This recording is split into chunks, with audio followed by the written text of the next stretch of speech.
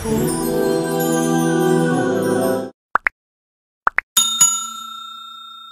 شما از زردی دندان خود و سیاهی دندان خود شرم دارید؟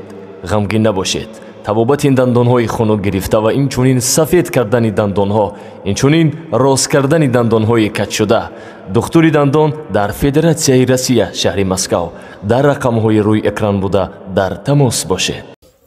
بگاهی سید الایام که پیامبر صلی الله علیه و سلم روز جمعه را سید الایام بیان کردند که سید الایام یوم الجمعه، بهترین روز جمعه است از بین روزها و بهترین ماه شریف رمضان است و بهترین ساعت همون ساعت ها و لحظه های هست که بنده رو به خدا میارد و طاعت عبادت میکند. الحمدلله که ما و شما در این بهترین روز بگاهش قرار داریم و بهترین لحظه و ساعت ها قرار داریم که یاد خدا و یاد رسول الله صلی الله علیه و سلم میکنیم و سخن از دین و از شریعت بیان میکنیم. این همه بهترین هاست و اولا هم دعا میکنیم روح مادری که از این خاندان گذشتن، خداوند روح مادرش شاد و قبرش پر نور بگرداند و قبرش روضه های از روضه های جنت بگرداند و الله ذوالجلال باقی مانده فرزندا و نبیره ها و برادرها و یار و رفیقا را خداوند عمری درازی با برکاتی با توفیق عطا فرماید. البته که صدقاتی که به خاطر مرحوم کرده می شود، این شست که اصل خود دارد که ثواب موافق عقیده اهل سنت و جماعت همین است که دعاء الاحیاء للاموات، دعای زنده ها برای مرده ها و صدقاتهم، صدقات زنده ها به خاطر مرده ها، نفع لهم، یعنی نفع فایدهش به اونها میرسد. که البته که پیامبر صلی الله علیه و سلم حضرت سعد که مادرش گذشته بود، وقتی که از رسول اکرم صلی الله علیه و سلم پرسیدند، در روایت مسلم اومده که حدیث صحیح است، پیامبر صلی الله علیه و سلم امرش کرد به آب دادن و چاه کندن. حضرت سعد چاه کند و هر کسی که از آب او استفاده میکرد میگه حاضر ام سعد، این ثوابش برای مادر سعد. البته که نیکی ها و عمل صالح برای مثلا گذشتگی ها کردن فقط نان دادن نیست، دیگر راه های صدقات هم زیاد است. بینای مسجد، بینای مدرسه، بینای بیمارخانه، در یک محل آب کشیدن، در یک محله بهترین صدقه است که یک ترانسفرماتر بمونه، این صدقه جاریه. هر چقدر مردم از روشنایی استفاده میکنن، با او قوه برچی از آب گرم میکنن، طهارت میکنن، غسل میکنن، طعام میپزن، لباس میشوند، هیچی از صدقه جاریه است. یا یک قبور آب میکشه، یا یکان مثلا کپرگ میسوزه، یا ره مثلا راهایی که کندگی و ایران هستن مثلا که همون را چکار میکنه درست میکنه، اینا هم ثوابشون البته که به روح میت میرسد. و البته که بزرگای خدا بیان کردن که هر کجا که محفل برپا شد در اون البته که چیزی از قرآن و حدیث رسول الله صلی الله علیه و سلم گفته شود، نور بالای نور می شود و اون محفلی که در اون یاد خدا و یاد رسول الله و سخن دین شریعت باشد، مجلسی هست، محفلی هست که قبل از خیستن هر یک نفری از ما و شما ندا کننده ندا میکند از جانب پروردگار که قوموا مغفورا لکم، خیزین در حالی که هم از سهو و خطا و کمبود گناه شما بخشیده شد. این ببین، یک خوردن خیستن رفتن باشه، اینم مثلا که بله ثواب دارد، اما اگر چیزی از صاحب نعمت که منعم اصلی پروردگار از چیزی بگوییم، در حالتی از همین محفل میخیزیم که ندا کننده ندا میکنه از جانب پروردگار که قوموا مغفورا لکم، خیزه در حالی که تمام سهو و خطا و کمبود شما بخشیده شد. این قدر اجر و ثواب و پاداش ما و شما در میابیم.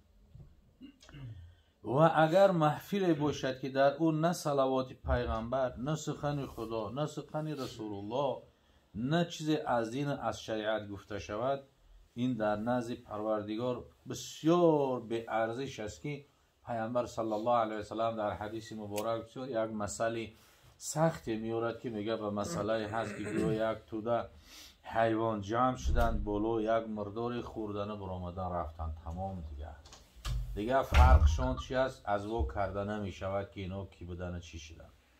اما همین حدیثی رسول اکرم صلی الله علیه و سلم حضرت خواجه شمس الدین حافظ شیراز در مصرعش میوره میگه در محفلی که سخن از می معشوق نرفت که همان بانگهی گاو خوان خواهد بود.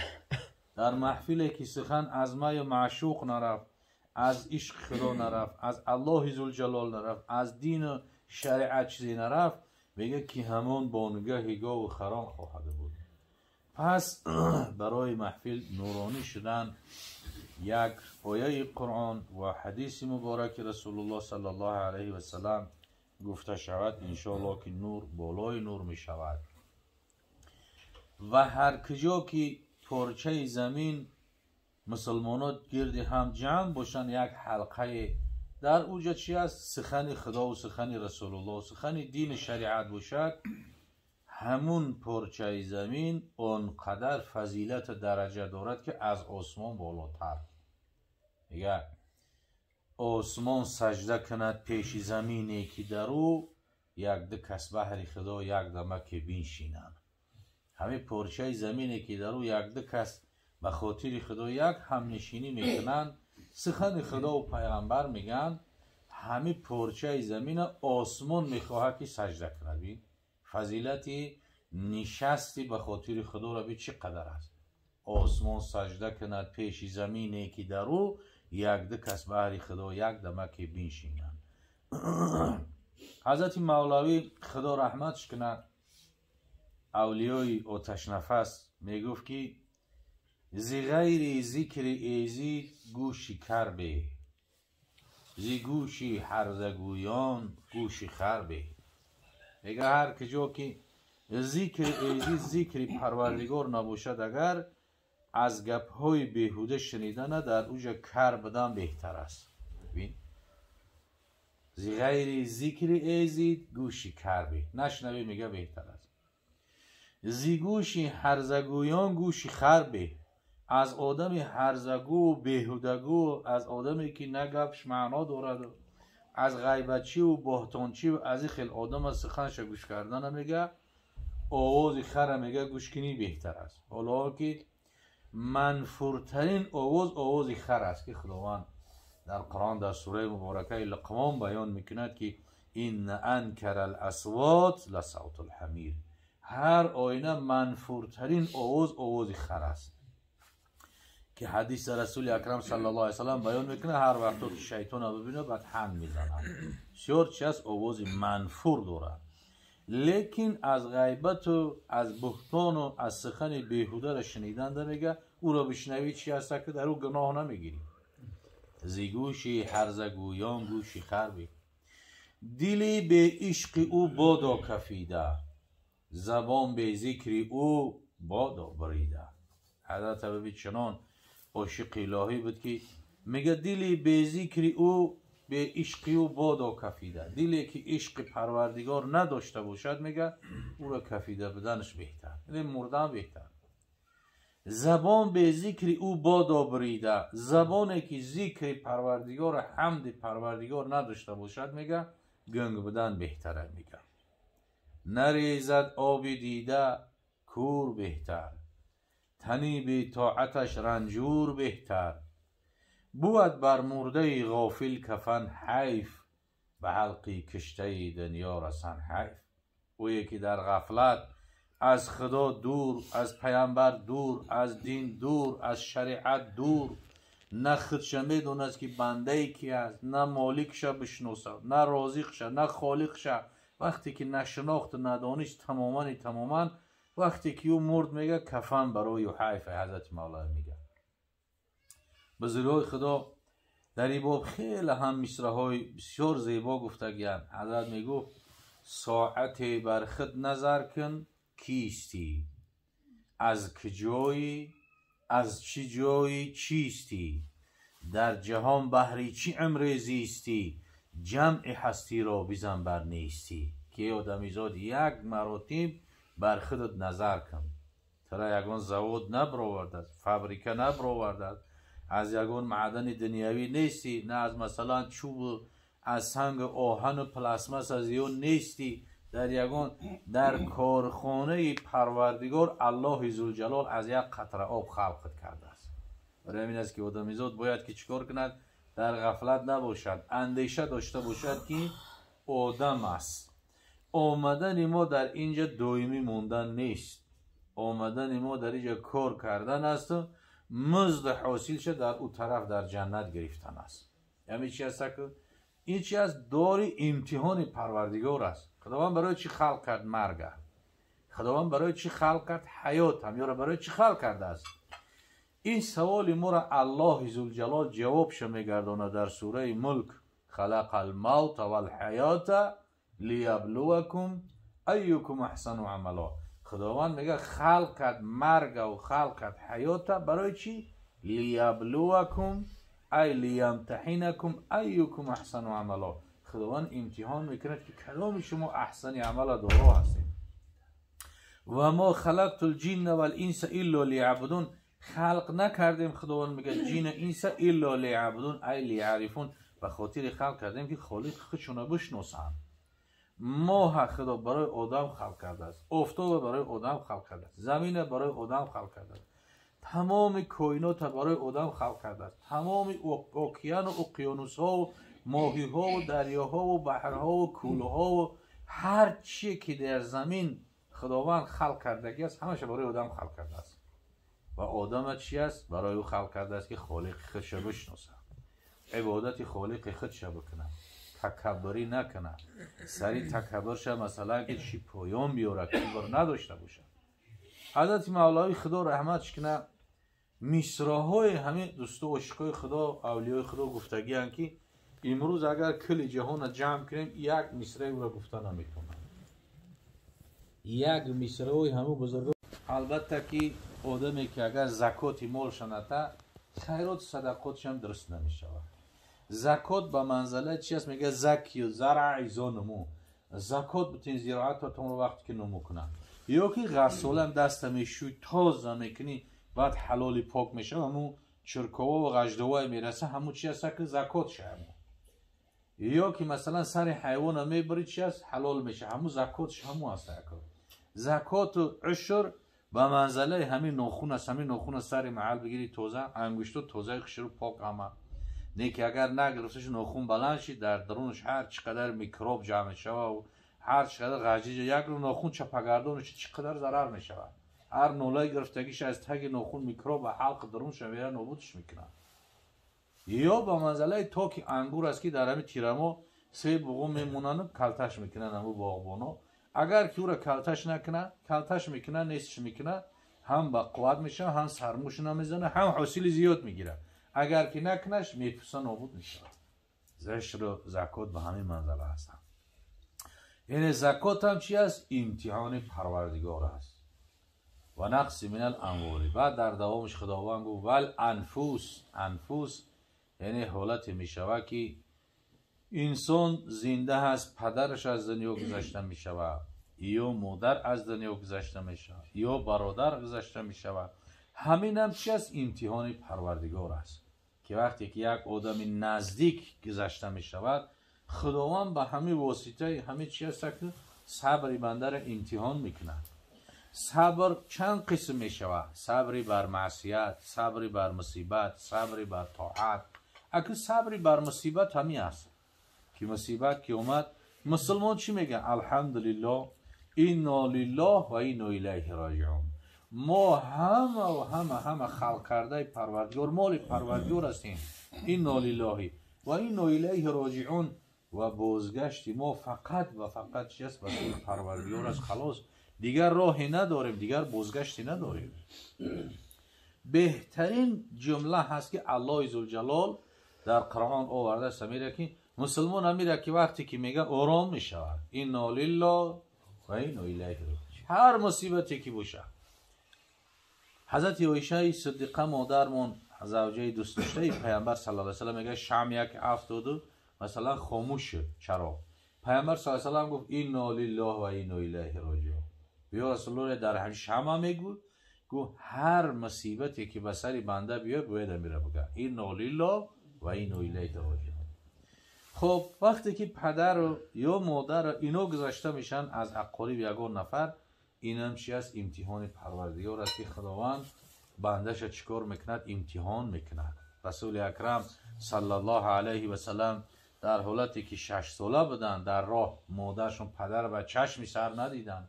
وقتی که در راه اومدن مادرشون تبی سخت گرفت، پیامبر صلی الله علیه و سلم سر مادر در کنارش گرفتگی بود، اشک میریزه و گریه میکرد. مادرش در حالت نزع روح بود، در حالتی که یک جان از چی از جسم از قاله بدر میشود. در همین حالت اهل دل میگن که تمام ملائکه های آسمان اشک میریختن در گریه رسول الله صلی الله علیه و سلم. ببین که سخت‌ترین امتحانات به پیامبر است که در حالت 6 ساله کودک در بغلش مادرش جان به جان آفرین تسلیم کرد، که وقتی که جان داد پیامبر صلی الله علیه و سلم همین قدر اشک ریزان که در جگرش سوخته و اشک ریزان رسول الله حتی فرشته ها گریه کردند. این چی است؟ امتحان پروردگار است. پدر میگذرد، مادر میگذرد.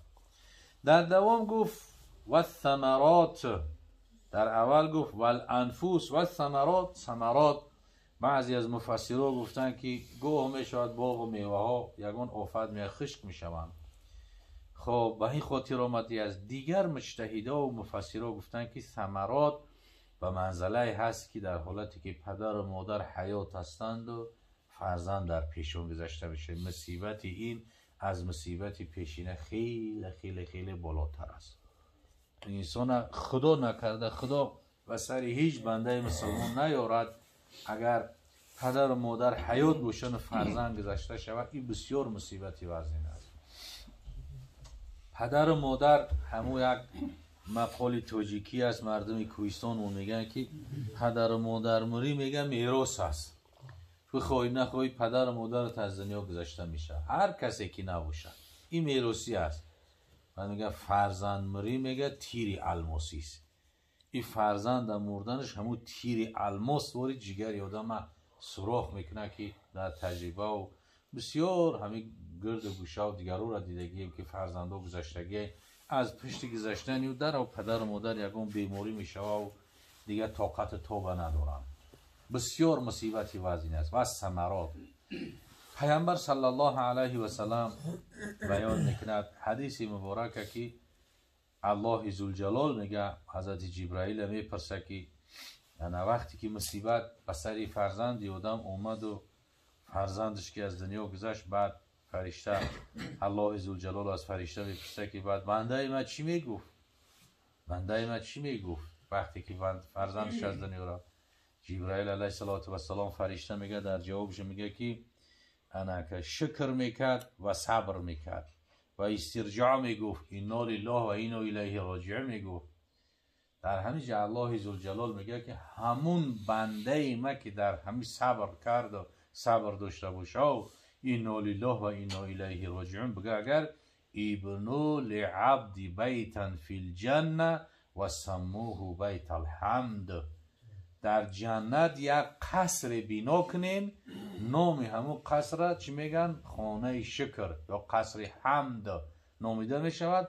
انا همون قصر جنت برای کسی میشود که در همون مصیبت چی صبر داشته باشه، همه را از خدا بدونه، انا لله و انا الیه راجعون بگوید وقتی که آدم فرزندش گذشته میشود. رسول اکرم صلی الله علیه و سلم فرزندشون ابراهیم بچهش که از موریه قبطیه بود 18 ماهه بودن. پیامبر صلی الله علیه و سلم همه فرزندشون در نزدیکشون از دنیا گذشتن. وقتی که در آغوش پیامبر صلی الله علیه و سلم ابراهیم خردسال بود، وقتی که میگه تبش کرد حالت نزع روح شد، میگه جون میداد، پیامبر صلی الله علیه و سلم نگهش میکرد. بعد از نگه کردن فرزندش که جون به حق تسلیم کرد، میگه اوبوی چشمی پیامبر صلی الله علیه و سلم تمته بریش جوریشتن. حضرت عبدالرحمن بن عوف رضی الله تعالی عنه در همون موضع بدبخت گفت که انت یا رسول الله، ای رسول خدا، تو گریه کردن معن میکردی در مصیبت، اختون اشکتون جوری شده سی. پیامبر صلی الله علیه و سلم چیکار کرده که بیان کرد که گریستن و اشک ریزوندن منع نیست، منع کردن اشاره به زبان کردن سخنهای بیهوده است. سخنهای بیهوده که در همین مصیبت ها بسیاری از که مردو که خیلی صبر تحمل دارن، همو بعضی زنها خواهرها و مادرها یک نمود سخنهای میگن که با او سخنها قطعی نعوذ بالله به شرک کفر آدم میره. تو برای چی مردی؟ او با اختیار خود چه؟ تو برای چی مردی؟ این کودکا تا با کی موندی؟ نعوذ بالله. آخه رازق کودکای او الله هست، این خودش رزق خور بود، این رزق رسان نیست. رزق رسانی فقط یک کس وظیفه داره، وظیفه الله است. این خودش هم رزق میخور. رازق در جاش الله ذوالجلال حی است، همه وقت زنده است. لا تأخذه سینة ولا نوم، پروردگار هرگز پینه کم نمیره و خواب هم نمیره، رازق همه وقت است. این کودکات کی نگاه میکنه؟ تو برای چی رفتی؟ تو برای چی مردی؟ با بعدش میگه ای نامرد، او با اختیار خودش مرده است که او را نامرد میگه. این گپا بسیار گناه عظیم هستند. با این گپا قطعی آدم به شرک کفر میرفته. باید که احتیاط داشته باشیم. حالا می از که یک نفر باشه که مثال در همون بالای هم یک صحبت کنه، یک امر معروف نهی منکر کنه، مردم به آرامی دعوت کنه که آرام باشین. او حضرت عزرائیل علیه السلام میگه سخن میکنه که اگر شما از من خفه باشین که جونی را من گرفتم، عزرائیل میگه شما کافری به خدا هستی که من امر خدا را به جا آوردم. عزرائیل میگه منم مثل شما یک بنده هستم، مأمور هستم، از دست عزرائیل هیچی نمیآید. روز و ساعتش معین میکردگی الله است. من میگه امر را به جا آوردم، اگر که از من شکایت کنید شما از خدا شکایت کردید. لیکن اگر به خاطر او گریه کنین که این مثلا که از دنیا گذشت دو فیقون کردن بگیرین، حضرت عزرائیل میگه شما میگه بسیاری باید گریه نکنین تا بی‌تش نباشین که یک تا یک و پیش همه تمیون همین بدگیایی که هستین یک تا هم یک تمیون جونتو نمیگیرم. شما گریه نکنین که این یک گذشت ما میمونیم، نه همه تمیون یک تا به در خونه تا. آن اکه چی هست که این هم چی است؟ امتحان پروردگار است. بعداً پیامبر صلی الله علیه وسلم اشک ریزان برای ابراهیم فرزندش همگی فقط همه جمله ها را گفت که انا چشم مرا پر آب کردی، دل مرا غمناک کردی، برفتنت ای ابراهیم. همین قدر گفت، برفتن دل مرا غمناک کردی، چشم مرا پر آب کردی ای ابراهیم. همین قدر دیگه گپی زیاد نیست. یعنی که در همه حالت ها آدم باید که نگاه کنه که چی میگه، سخن بعد نگه که حتی حدیث رسول اکرم صلی الله علیه و سلم داریم که و سبب گریه و فیغان بسیار مرده چی است در قبر چی است که بسیار در استراب میشه. این المیت یعذب فی القبر بما نیح علیه والجوع و نقص من الاموال والانفس والثمرات و بشر الصابرین الذین اذا اصابتهم مصیبه قالوا انا لله و انا الیه راجعون. الله ذوالجلال در این آیه مبارکه همه ما و شما بنده ها را تا قیامت گوشزد میکند که ای مسلمان ها، ای بنده های من، شما آگاه باشین ولنبلونکم، هر آینه شما را امتحان میکنیم. امتحان پروردگار برای همه ایماندارا است. سختترین امتحان پروردگار اول به سر پیغمبرها است. سختترین امتحان که او امتحان هیچ کدام ما و شما گذشته نمیتونه. بین حضرت ابراهیم علیه السلام امر کرد که بچه تبر قربانی کن. اگر یک تایمه و شما خوابی نمیده هرگز نمیتونه کرده. سختترین امتحان که خداوند امتحانش کرد که آیا امر مرا به جا میارد یا نه. لیکن حضرت ابراهیم در حقیقت خلیل خدا بود که گرفته شد، شوست و پاکش کرده، لباسی پاک بند کرد، گرفت با بالای کوه گرفت بردش با همون یک قطعی. ببین از امتحان پروردگار گذشته کرد. امتحان پروردگار رو ببین چه سخت‌ترین امتحان به سر دوستوشه. اول به پیغمبر، بعد اولیاء الله، بعد مثلا که عمل صالح صالحای علمای بزرگای، به سر اینها سخت‌ترین میآید. کمترین مسلمان هم به سرش امتحان میآید. گویا بیماری سخت میشه، گویا مثلا که یک برق میزند لیکن نمیبری، ماشین میزند نمیبری، یک کسلی سخت میشه چی است نمیبری. همین چی است که امتحان پروردگار است. و گاه امتحان پروردگار که چی میگه؟ ولنبلونکم، خداوند میگه هر آینه امتحان میکنیم شما رو. با چی؟ بشیء من الخوف. گاه به سر بنده خوف میآید، همین خیلی خوف میآید که دیگر خداوند بندهاش امتحان در حالت تینجی، در حالت امانی، در حالت فراخی همه چی از طاعت عبادت میکنه. خداوند گاه خوف میاره که در حالت خوف هم طاعت عبادت چه میکنه یا نه همین بنده. و همین خوف قطعی بندهاش امتحان میکنه. ولنبلونکم بشیء من الخوف والجوع. دیم چیزی که خداوند گفت امتحان میکنم شما را، با جوع گفته به گرسنگی.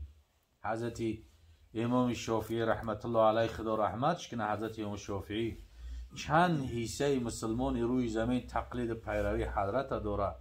حضرت امام شافعی میگه که الجوع هو صوم رمضان. و گشنگی با گرسنگی امتحان کردن پروردگار میگه روزه ماه شریف رمضان است. گاه میشه خشکسالی میشه، باران نمیباره، باران که نباره حاصل نمیشه. حضرت امام شافعی میگه که امتحان پروردگار با گرسنگی این ماه شریف رمضان است. 11 ماه بنده میخورد، یک ماهش خدا میگه از سحر تا بگاه خطه گرسنه بمون. گویا همین امتحان پروردگار است، وگرنه گرسنه بدن ما به خداوند چی فایده دارد؟ هیچ چی فایده ای ندارد.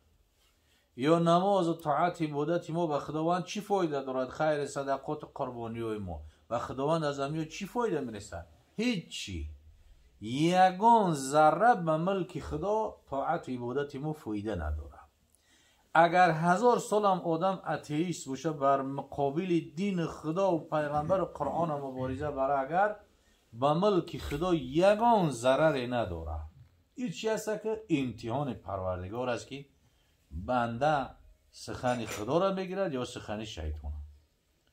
خب جوع گفت ماه شریف رمضان است. ولی ماه رمضان هم میبینیم قریب ماه رمضان شب بعد هم یک ماه موندن و 10 روز موندن و یک هفته موندن دیگه فتوا پرسی سر میشه. همین تلفن دیگه همین زنگ حضرت ما که جلوت کم تبابت کیسم اگه باید که میخره روزه شب باید یک کسی دیگه را در همین خوش کنه گناهش ده همین جلوت کم و 11 ماه برای چی تبابتش نکردی اگه هم نمیشه امکانیت نداره خیر ایش زنگ میزنه روز جلوت کم درد میکنه و دیگر عرصیه زنگ میزنن اگه حضرت همین کار کنیم روزه بگیریم گشنه میمونیم خزیه این اجازت نمیته خزیه این میگه روزه نگیریم بعد اون خزیه این تیه کافری بیدین های خزیه این اساسی ها بولو در پروردگار جل جلاله های ما خزیه این اساسی را گوش میکنیم تا همین خزیه این اساسی را سخنش را بگیر روزه تا بگیر این خزیه این تی هیچی های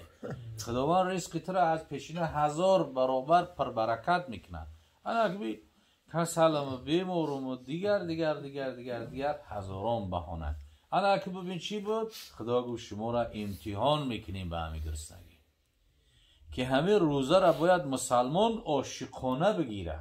حضرت علی رضی الله تعالی عنه گفت که از دنیای شما گفت دوست میدارم از همین دنیا دوست داشته ترین چیزی من در دنیا همیه که در تابستان گرما و روزهای دراز روزه بگیرم و صوم فی الصیف روزه گرفتن در تابستان گفت دوست میدارم. حضرت علی گفت 3 چیز در دنیای شما دوست میدارم الخدمت للضیف خدمت کردن به مهمان گفت دوست میدارم همین مهمان بیاید دسترخوان پرتاید چای بیاره و نان بیاره و خوش اومدی بگه همین کار گفت همین قد دوست میدارم که البته این کار جوان مردا هر کس هم بوده مزگی داری خونش کسی نمیبینه. او گفت همه در دنیا دوست داشته ترین من همی بود الخدمت للضیف و صوم فی الصیف، در تابستان دراز گرما روزگیری را دوست میدارم. انا اگه خودمون قیاس کنیم ما چی هست همین زمستان را دوست میداریم، روزای کلتش را دوست میداریم، تیز همین را مثلا بجو بیاریم. تراویح با سراغ میکنن مردم در جا تیز میخونن، در جای نیم ساعته باشه مردم همونجا همین قادم بسیاری هست که در جایی که قاری نازنین تلاوت میکنه و دم کم. انا که بین امتحان پروردگار را ببین. ولنبلونکم بشیء من الخوف والجوع، با گرسنگی امتحانتون میکنیم. گرسنگی ماه شریف رمضانه. حالا که یک ماه شریف رمضان فقط و فقط فایده برای آدم داره. خب اگه از جهت تیبی و دیگر رو شرحش نبیتیم و وحکمه. والجوع. سیم گفت و نقص من الاموال، خداوند گفت امتحان میکنیم شما را با کم شدن مال. گاه میشود انسان مالداری کلان میشه، این هم امتحان خداوند است. یکی خیر برکت میشه آدم مالدار پولدار به همه میرسه، این هم امتحان پروردگار است. گاه میشود که مال ها از دست میره، پول و مال از دست میره و مثلا همه میره ایسا فقیر میشه، این هم چی است؟ امتحان پروردگار است. در همین دو تا خداوند بندش امتحان میکنه که در حالت داروگی شغل است و در حالت ناداری شغلی است، امتحان میکنه خداوند.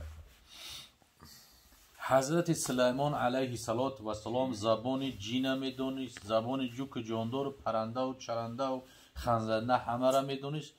قاف تا قاف زمین در اختیارش بود. از زمانی که پادشاهش تا مردنش حضرت شکمش سیر نبود، دویم نیم گرسنه بود، دویم گرسنه بود حضرت. پیغمبر خدا گفتن حضرت آخی همه در اختیارت؟ گفت نگو، اگر سیرشم در غفلت میمونم. شاید که کسی در یگون کنج گرسنه باشه همو به خاطر میزنه. تا مردنش حضرت شکمش سیر نکرد. به نام قدیم پیغمبر صلی الله علیه وسلم هم به نان گندمی از 3 روز زیاد نخوردن، نان جوی میخوردن، دویم گرسنه بودن. چون که همین سیری و خوردن شرایط بودن آدم در غفلت بردن میگیره. کسل ها یک و یک پس هم پیدا شدن میگیرن، غفلت پیدا میشه، دل سیاه میشود.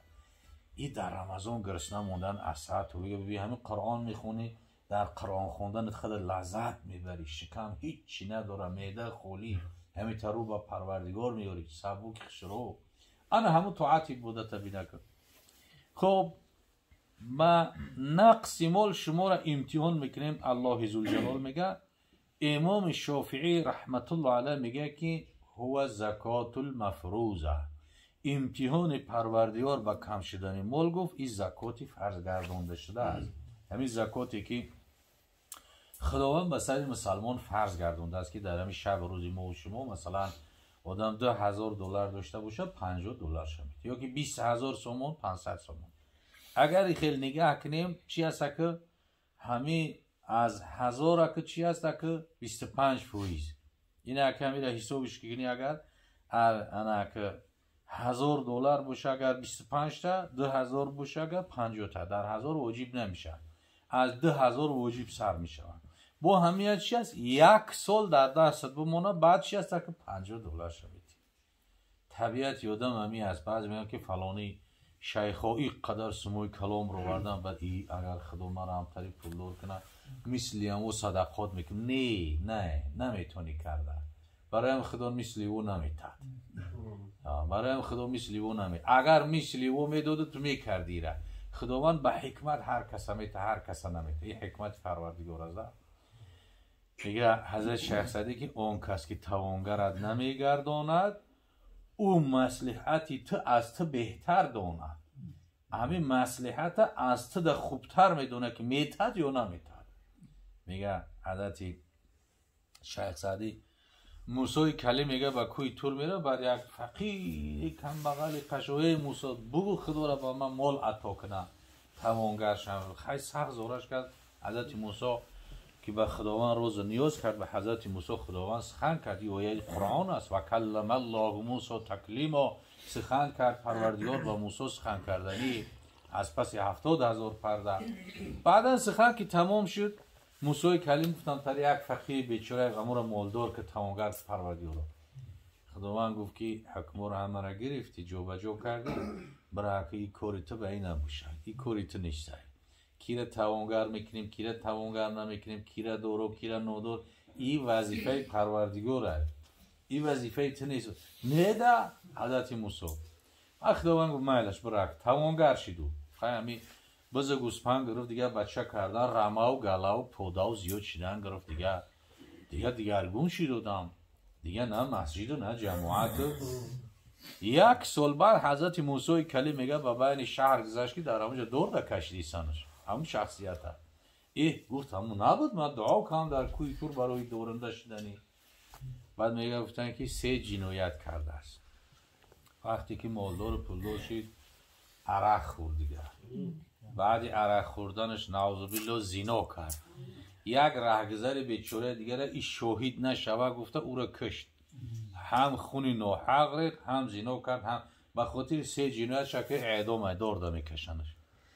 و حضرت موسی هم بعد یک سرخم کرد واسه پروردگار رو گفت توبه کردم، هر چی که تو میدونی فقط خودت میدونی، بنده است علم چی است بیخبر است. حضرت بعد در دوامی میگه که اون کس که توانگرت نمیگرداند اون مصلحتی تو از تو بهتر داند.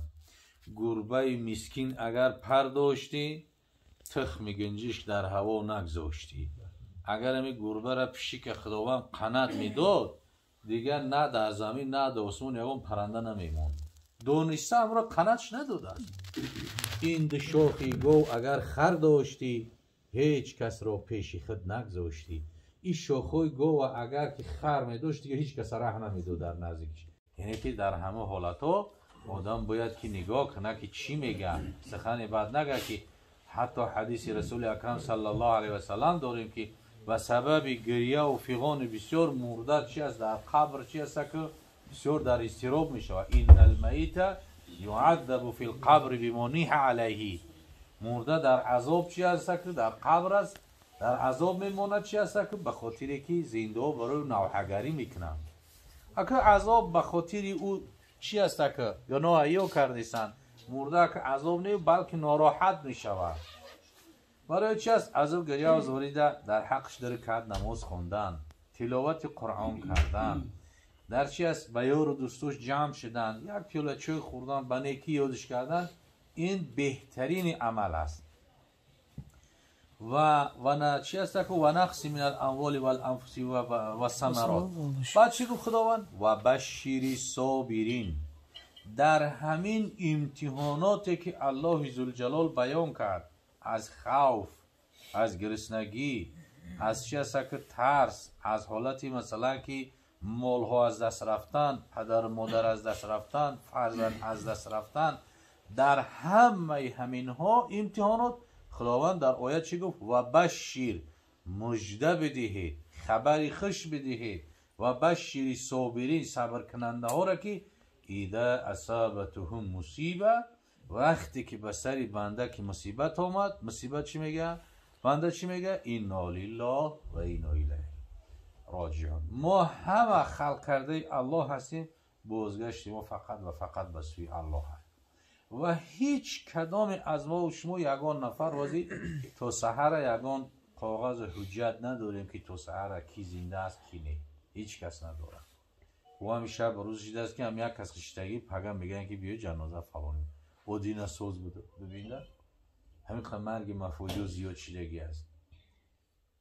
خب خداوند چه است که مژده گفت بشارت بده صابران این رو که اذا اصابتهم مصیبه، وقتی مصیبت میرسه و چی میگن؟ انا لله و انا الیه راجعون. پس از اعمال صالحی زنده ها مرده ها با خبر هستند. یا دو قول است، قولای هست که اونا با خبر نیستن، با خبر شده نمیتونن. اما در کتاب روح ابن قیم جوزی رحمت الله علیه بیان میکند که هر یک نفری که از بین ما و شما که از دنیا که گذشت در عالم برزخ کرد، یک عالم دیگر است. بعد از مردن تا قیامت یک عالم دیگر است، عالم برزخ میگن. عالم برزخ بعد قیامت میشه. در عالم برزخ هم دیداربینی ارواح ها به یکدیگر هست. بعد یگان کس که نامور میگه ارواح ها همش جمع میشوند، بعد پرسش میکنن فلانی چه خیل بود، بهمدانی چه خیل بود، فلانی کسل بود چه خیل شید. همین قدر میگه بسیار کنجکاو میپرسن که تو همون جایی که میپرسن فلانی زن گرفته است، فلانی شوهر کرده است، تو همون حالت میپرسن. آنها که چی است؟ هر کدومش از اولاد خودش میپرسه بچه های ما چه خیل بودن، نبیرهای ما چه خیل بودن. اگه خشا به حالی اون نفری که در اوج خبری خوش برن که فرزندات و نبیرات به نیکی یادت میکنن، در حق دعا و تلاوت قرآن دارن، دعا میکنن، در حق خیرات و صدقات میکنن. بعد میگه کسی را میپرسن که پیش از این مردگیه، میگن فلانی چه خیله، فلانی احوالش. اون میگه چه خیل شما نمیدونین که او یک ماه پیش از من مردگی بود یا یک سال پیش از من، چه خیل شما نمیدونین. بعد همینجا میگه همش زیق میشون. بعد میگن که نعوذ بالله که او دیگر راه رفته است. نعوذ بالله اگر کسی به ایمان بمبره او دیگه در عالم برزخ یگان آزادی و دیداربینی و هیچ چی نداره. که پیامبر صلی الله علیه و سلم در حدیثی که هر بار بیان میکنه القبر روضة من ریاض الجنه او حفرة من حفار نیران. قبر روضه از روضه های یک باغ از باغ های جنت است برای مسلمان. قبر همی خیلی است. یا چاه از چاه های دوزخ برای کسی که به ایمان میمونه. کسی که به ایمان مرده باشه بعد میگه که او چی است که او دیگر راه رفته است، میگه او رو ما نمیدونیم ندیدیم. همین قدر از احوال چی است که با خبر هستند پرسش میکنند. رابطه روح به روح فقط در خواب است ما و شما ده. مثلا روح ما به روح میت گپ میزنه، رابطه میکنه فقط ما وقتی که خواب باشیم. و در خواب روح به روح چی است که رابطه دارن، اما در بین یا محدودیت نیست. مثلا سال، یک سال، 10 سال، 100 سال، 1000 سال. آدمی هست که پیغمبر حضرت ابراهیم و حضرت موسی را در خواب میبینه، 6-7 هزار سال پیشه. این محدودیت نیست در بین، چون که در عالم برزخ هستن. روح به روح رابطه داره. و در حالتی که از دنیا گذشت روح برآمد، در عالم برزخ هم یکدیگر را میبینن، میشناسن، سخن میکنن در عالم برزخ. انا که حضرت ابن قیم جوزی یک مثال میارد که یک جوان بود، میگه هر روز جمعه سحری بعد بامداد زیارت قبر مادر میرفت، دعا میکرد. میگه میومد زیارت رفتن وقت ساعتی معین نداره، شریعت یگان وقت ساعت معینش نکرده. سحر میره، نصف روز میره، بیگاهی میره، شب میره، کی که میره نمیره، کی که میره یگان ساعتی معین شریعت نکرده، کی بره میشوه. یک حدیث ضعیف، حدیث اما ضعیف است که در روز جمعه اگر بعد از بامداد بروه ثواب حج در میوبه. کسی که زیارت قبر پدر و مادر بره یا پدر یا مادر. این جوان هر روز جمعه میره، بعدا 1-2 ماه نرفت. ابن قیم جوزی در کتاب روح میگم 2 ماه نرفت. بعد از 2 ماه نرفتن میگه مادر در خوابش در اومد، گفت فرزند دلبندی، گفت بچه خودید که زیارت ما دیگه نمیوی، با آمدن تو من خشنود میشیدم، خرسند میشیدم، اهل قبرستان همه خرسند خشنود میشیدم با آمدن تو، برای چی نمیوی؟ بعد میگه فرزند که از این چیزا بی خبر بود، گفت که مادر جان، گفت همین زیارتایی که من میرم در پیش قبر دعا میکنم در حق تمیجه، همین رفتنای مرا تو میفهمی که من زیارت اومدم. بعد میگه مادر یک اوف کردم، میگه اوف گفته. بعد گفت که همون کوپری که پولی که با بالاش میگذری به قبرستان میای از شهر، با بالای همون پول کوپری هر روز 1000 نفر رفته او میکنن. 1000 نفر. همون روزی که تو زیارت من میای، از بین 1000 نفر شلفه آواز پای تو را من حس میکنم، پیشوازت میبام. ولی تو میگوی که خبردار میشین یا نمیشین، تو میدونی یا نمیدونی. از شلفه آواز تا از بین شلفه آواز پای 1000 نفر من حس میکنم، پیشوازت میبره روحی من. همین خشنود میشم، فخر میکنم در بین عالم ارواح که فرزندی من مرا زیارت اومده است، در حق من دعا میکنه، مرا یاد کرده است. میگه فرزند میگه بعد با دیگه بار گفت که مادر جان گفت خوبه که تو خرسند میشده خشنود میشده از این حالت، اما گفتی که اهل قبرستان خشنود میشوند، اونا برای چی خرسند میشوند با اومدن من؟ بعد میگه مادر گفت که به خاطر که تو 2 بار دعا میکنی، یک بار دعا در حق من میکنی، یک بار دیگه دعا در حق اهل قبرستان میکنی. ولی همین عادت همین مردم کوهستانمون هسته که همون مرده را بریم یا با تبارک بخونن دعا در حق میت میکنن، با دویم بار با دعا میکنن در حق اهل قبرستان، یا در برآمدن قبرستان در حق همش دعا میکنن. برای چی؟ بخیل کسی را گفته میشود که به پیش قبرستان میگذره و دعا نمیکنه. یگانه چیزی که آدمایی که از دنیا گذشتگی هستند متوفا از ما و شما گردن کج قطعی فقط همین التجا و همین التماسی دارن که یک مراتب خدا رحمتشون کنه، خدا مغفرتشون کنه. همین قدر در محتاجن او دیگر چی است؟ بوده هیچ لازم نیست دیگر آخر همین قدر محتاجن. بخیل میگه همون آدم گفته میشوه که به نزد قبرستان میره و دعا نمیکنه، پروا نمیکنه. همه محتاج هستن، همه گردن کج هستن. انا که به این خاطر چی است؟ ما 2 بار دعا میکنیم، یا دعا میکنیم یا در برآمدن قبرستان با مردم ها میشینن با دعا میکنن. برای چی؟ اهلی همون قبرستان همش منتظر یک هفته هستن. بعد مادرش گفت که به همین خاطر اهل قبرستان با آمدن تو خرسند خشنود میشن که تا 2 بار دعا میکنه، در حق قیام دعا میکنه.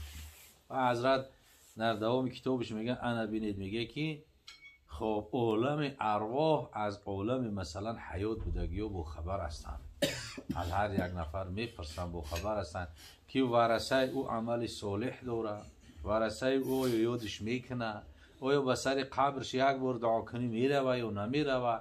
از این چی هست که او با خبر هستند. اگر در همه حالت روحی پدر و روح مادر بسیار خشنود هستند که فرزنده همه عمل صالح داشته باشند، دخترها و بچه‌هاش اهل نماز باشن، اهل توفیق باشن، تلاوت قرآن داشته باشن، در خاندانشون چی از وقتی خوش باشن. پدر و مادر روحش همه وقت آزرده میشه، بسیار بسیار آزرده میشه که بین مثلا که اهل فرزنداش همدیگر فهمی نباشه. بعضی جا هسته که مثال با یکدیگر قهری هستن، جنگ جنجال و نافهمی. در این صورت هم روح پدر و مادر در عالم برزخ هم ناآرام است و خاطری. پس که عمل صالحی که عادتی که مردم ما و شما دارن میکنن در حق موتا، در حق گذشته ها، البته که چی است عملی چی است هم مستحب است، ثواب است، خوب است یاد کردن اونها. پیامبر صلی الله علیه و سلم هم امر میکنه که زورو قبور زیارت قبرها کنین تذکرکم الاخره، شما را چی است به یاد آخرت بیندازه. وقتی که قبرستان رفتی دعا کردی همه را که تماشا دیدی میفهمی، میگوی هم چیز رنگ مودم زنده بودن، از ما با بهتر خوبتر بودن، نیکی چی است امروز نیستن، تای زمین هستن. با جای ما هم همونجا است. خداوند روح مادری که از این خاندان گذشته است روحش شاد بگرداند، قبرش پرنور بگرداند. خداوند بهشت عنبرسریش نصیب روزیش بگرداند. باز فرزنداش و دخترها و پسرها و نویراش و یار و برادرها و اهل مثلا که اقرباش خداوند عمری درازی با برکاتی با توفیق عطا کنه.